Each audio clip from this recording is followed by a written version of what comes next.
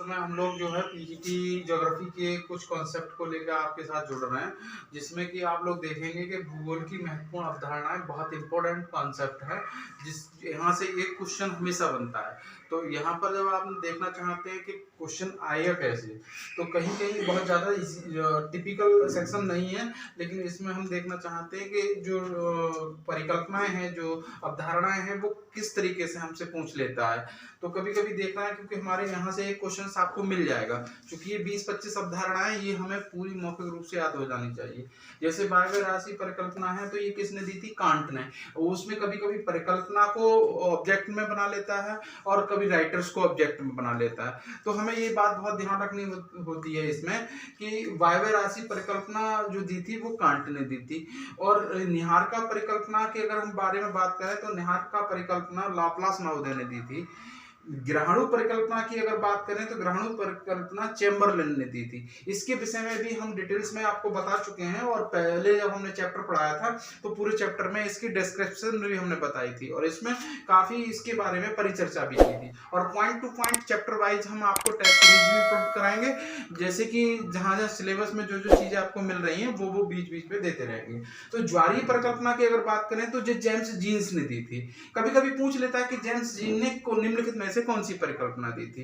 तो ज्वारीय परिकल्पना जेम्स जीन्स महोदय ने दी थी। दैतारक सिद्धांत का नाम आपने सुना होगा, बहुत पूछा जाता है, ये एच.एन. रसेल ने दिया था। तो दूसरा पर्वत निर्माण भूसन्नति सिद्धांत कोवर का है, इसमें भी कई बार डाउट हुआ है लोगों को। संवहन तरंग सिद्धांत की बात करें तो ये होम्स के द्वारा दिया गया है। तो दोस्तों ये परिकल्पना आपके साथ लगातार जुड़ के चलेंगी, और इन परिकल्पनाओं के विषय में हम आगे देखेंगे। हाँ दोस्तों, तो इसमें ज्योग्राफी कॉन्सेप्ट में ही अभी जो शेष और दिया गया है उसमें दिखाया गया है कि कुछ सिद्धांत और इम्पोर्टेंट हैं। इतने में से आपको 1-2 सिद्धांत एग्जाम में जरूर मिल जाएगा। तो भूविज्ञान क्षेत्र में चक्रीय सिद्धांत के नाम से कई बार पूछा जा रहा है। ये कभी ये पूछ लेता है कि भौतिक विज्ञान के क्षेत्र में चक्रीय सिद्धांत किसकी देन है, या किसने कहा था कि चक्रीय सिद्धांत भूविज्ञान के क्षेत्र में गिना जाता है? तो ये राइटर से जेम्स हंटन ने चक्रीय सिद्धांत दिया था।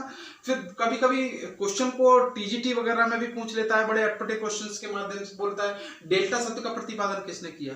डेल्टा जो शब्द है इसका प्रतिपादन किया है। चूंकि सब लोग ज्योग्राफी के वाले हैं तो सब अच्छे से जानते हैं वो डेल्टा क्या होता है। तो इसके डेल्टा शब्द का प्रतिपादन हेरोडोटस एक राइटर्स हुआ है, उसने दिया है, इसका नाम हेरोडोटस ने डेल्टा शब्द का प्रतिपादन किया। कभी कभी पार्श्विक अपरदन सिद्धांत के बारे में पूछता है, बहुत ज्यादा पूछा है, कभी इसको भी कोई पूछा है, तो ये कोवर के द्वारा दिया गया है। सवाना अपरदन चक्र के बारे में बात करेंगे तो ये क्वेश्चन थोड़ा टफ बन जाता है। और सवाना अपरदन चक्र की बात करें तो पफ एवं टम्स नामक भौगोलिक वेत्ता हुए हैं, इन्होंने इसको दिया है। पर्वतीय वर्षा सिद्धांत की बात करें तो हेले के द्वारा दिया गया है। प्रवास कटिबंध सिद्धांत बहुत इंपॉर्टेंट साबित होता है, और प्रवास कटिबंध सिद्धांत ग्रिफिथ टेलर के द्वारा दिया गया। नवनिश्चयवाद की संकल्पना, ये पिछली बार भी पूछा गया। नवनिश्चयवाद की संकल्पना की बात करें तो ये भी ग्रिफिथ टेलर ने ही दी है, याद रहे, क्योंकि ये कई बार पूछी जा चुकी है। संभववाद की संकल्पना फेब्रे ने दी थी। संभववाद की जो संकल्पना दी थी वो फेब्रे नामक एक आपकी भूगोलवेत्ता थे, उन्होंने दी थी। ध्रुवीय वाताग्र सिद्धांत वर्कनीज का है, याद रहे, ध्रुवीय वाताग्र सिद्धांत वर्कनीज का है।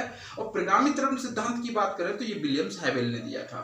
जनसंख्या वृद्धि के सिद्धांत की बात करें तो ये माल्थस ने दिया था। इसके बारे में आप थोड़ा सा अध्ययन गहनता से कर लें, और इसको ही आप थोड़ा सा पढ़ लें तो आपको 1-2 क्वेश्चन बड़े आसानी से फ्री में मिल जाएगा। तो